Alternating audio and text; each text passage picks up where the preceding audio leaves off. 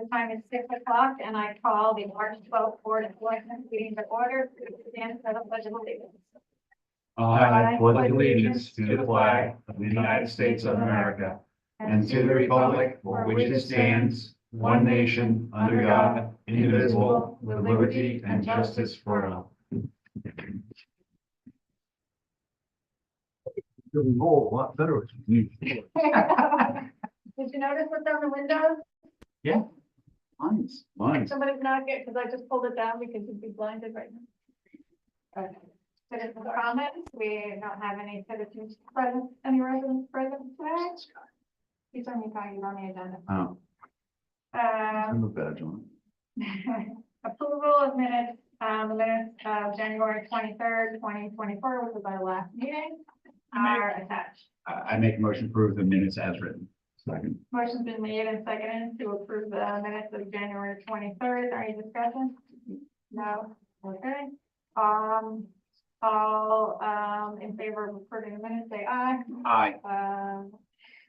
Opposed? Carrying on the minutes are approved. Correspondence and announcements.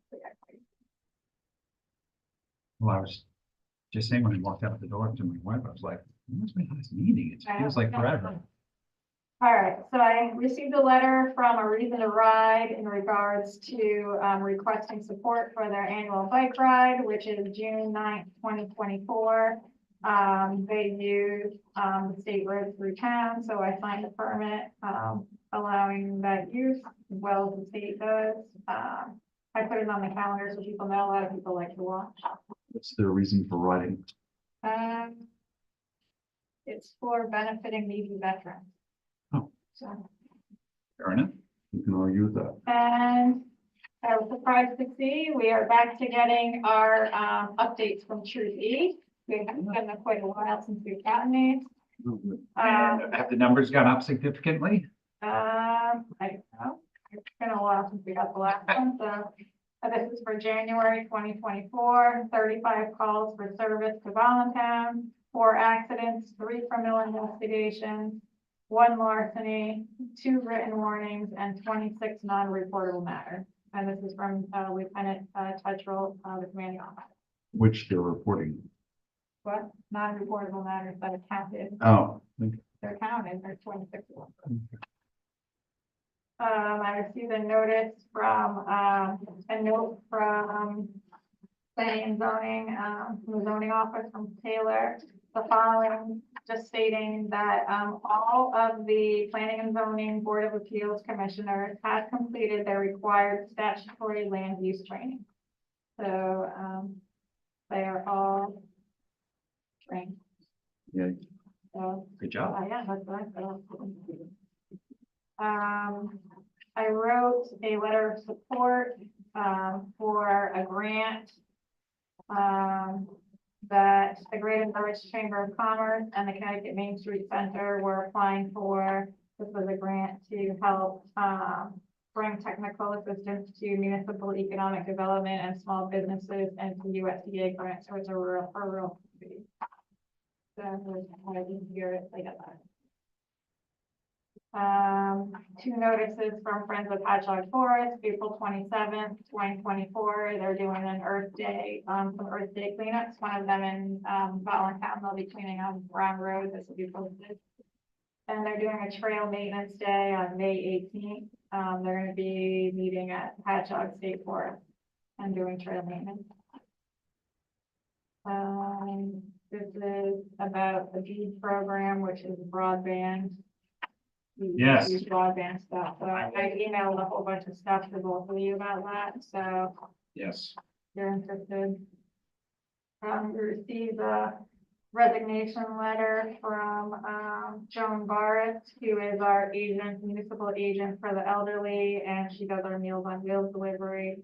It's been more than a pleasure serving the people of the town of Buffalo, and she resigns as of March 29th. So with regrets, we will accept that. I told you that. But I would. Do we have any potential candidates to replace? Yes. Okay. If I'm jumping ahead, that's okay. I can We wait. have that. Oh, I have to add stuff to these another business. So when I'm done with these, we'll add something. I will remind you. This is from the Connecticut Small Business Boost Fund.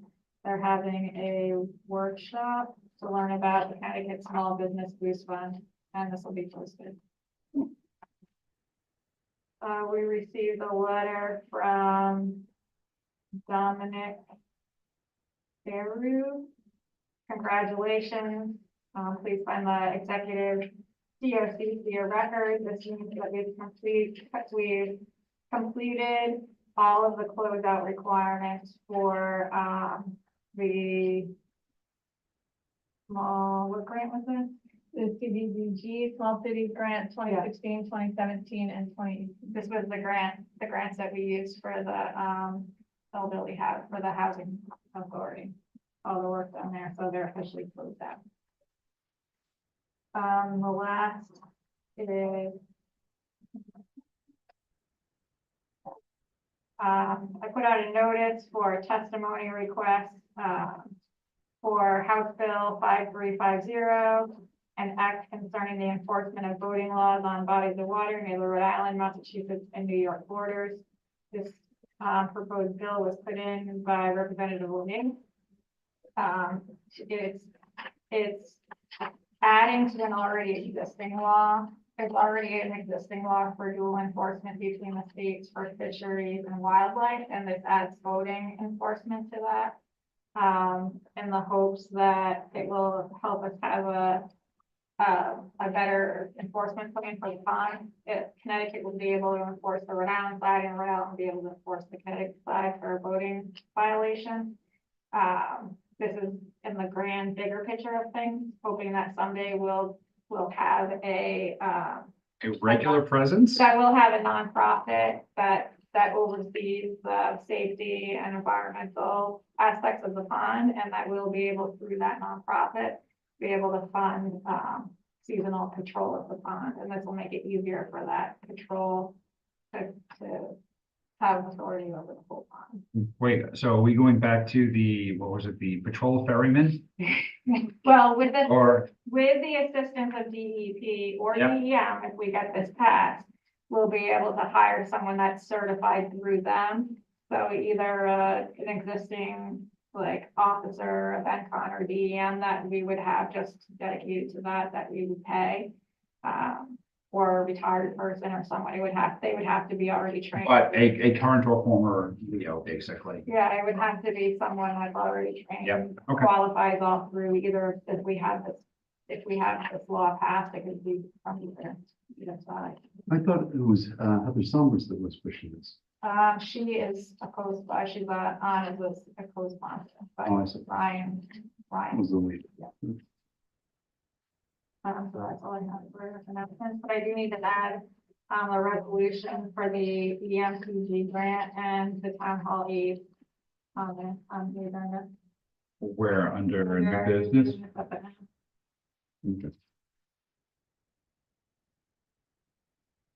And if we can move new business to the top and do old business after, something like that too. Motion for what you just said. Add to the. Seconded what he just said. Okay. Yes. So motion's been made and seconded to add the resolution for the EMPG grant and Yep. the town hall aid to the end of new business and to move new business up on the agenda ahead of old business. So any discussion? No. All in favor? Aye. Aye, opposed, hearing none. We're on to new business and it's the NECOG. So you don't have to sit here all night. It's the NECOG hazard mitigation plan. And we have their copies, I believe, in your packet. So I'm Kim and James. I'm one of the regional planners for NECOG. I'm currently the one doing the rewrite for a regional hazard mitigation plan. This is a FEMA required document. It needs to be updated every 5 years. The current plan was last updated in 2015. It's been a bit. We fell off during COVID, but we're trying to get back into it and to get this passed as soon as possible. There are two main reasons why we want to get this written. The first one is without an active regional mitigation plan, no towns can receive FEMA administered grants. And we've had a few towns already having issues with that, who requested FEMA grants and have been denied specifically because they lack the regional plan. And the second reason is it's an important resource for both Region 4 and for other towns to be able to see what all the other towns are focusing on mitigation wise and what they can do to better themselves.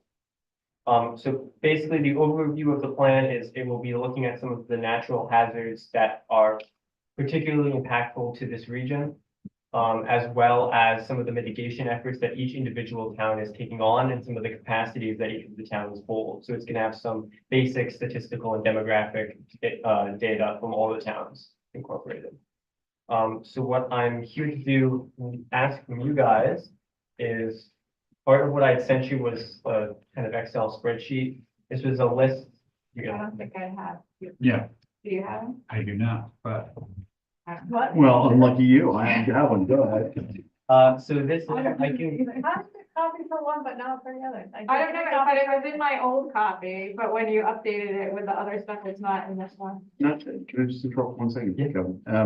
So you listed all these various hazards, you know, hurricanes, blizzards, Yeah. drought, hail, earthquakes, there was Do something. you want me a copy?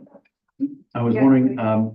would gypsy moths infestations? So we're putting gypsy moths under the hazard tree facet.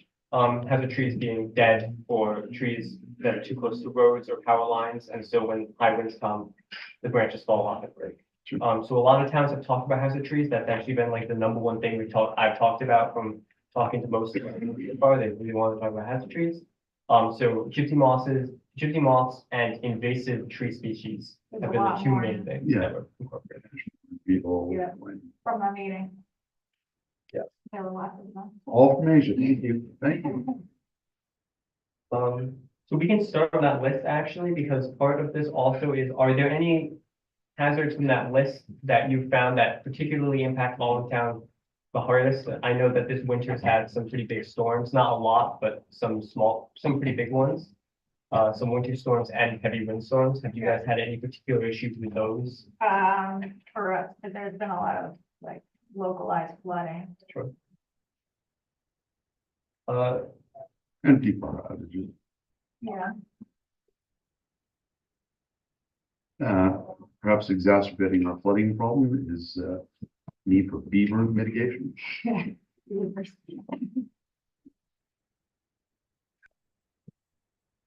can't be the only one that has that problem. And then there's also pyrite, which is on that list. Pyrite, put into concrete and it causes crumbling foundations. Okay, yeah, we haven't had this, luckily for us. We didn't have a lot of building going on at that time period, so we don't have that so far.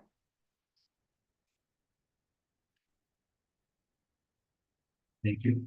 It didn't print the, I don't know if I didn't get the shelter thing yet. I don't think you did. Yeah. Yeah, the shelter. It was there. All right. Staple.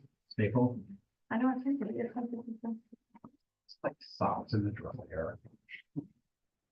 So going on to the list, the spreadsheet list. Yep. So this is a list of hazard mitigation actions that the Board of Selectmen for Voluntown submitted to NECOG for the 2015 plan. This was created by the Board of Selectmen. Basically just outlining particular issues that they wanted to, or particular mitigation actions that they wanted to take and believe that they could complete in 5 years or more time. As well as that includes a brief description, the priority level of that, and also cost estimates, which I believe the cost estimates were actually done by NECOG, not by the town. So my question is to you guys, off the top of your heads, are there any from this list that you know have been accomplished already and that can be taken off the list for the new updated regional hazard mitigation plan?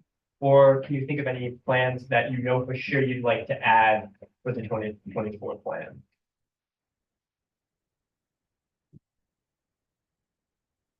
Forge Hill Bridge. Is in process. That's in Is the in process, process. yeah, that's the only Yep. thing that's changed. Do you still not have the emergency power generator for town hall? No, we still don't have that. Correct. So is it all right that everything else remains on the list for 2024? Yeah. Okay. Great. And then if you can't think of any projects off the top of your head, I know it's a little on the spot, to add to the list. I did not. I think so. A lot, and just to add to the like culverts and the drainage infrastructure. Yep. a lot of our drainage is outdated, so. That's, Does that increase, would that increase the priority level if it went from inspect to, we need to upgrade? oh yeah, that would be a higher level now, because that's the problem that we're having. Sure. And the tree is high there, the trees are more high.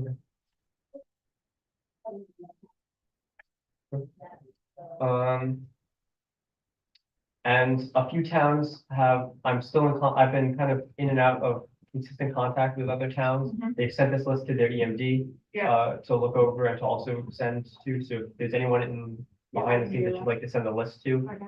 for feedback, that'd be great, and then I'll be in contact in a week or two for potential updates on that if you have anything. Okay. I was also looking over some of the information that we have at the COG, and you guys seem to be the only town we don't have EMD information for. Do you guys have an emergency management director? Yeah, we do. Okay, is there any chance that I could be sent their contact Yeah, information? I can Okay, do that. that'd be great. Yeah.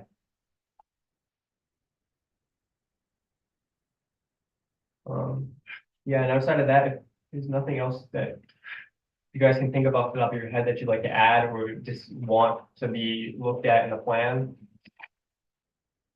That's pretty much it for me. Yeah, I think that's it. Just some timeline things. We are hoping that this can get written up and finished by end of this month, early next month. Once it's finished and written, it will be sent to all the towns as well as a generic resolution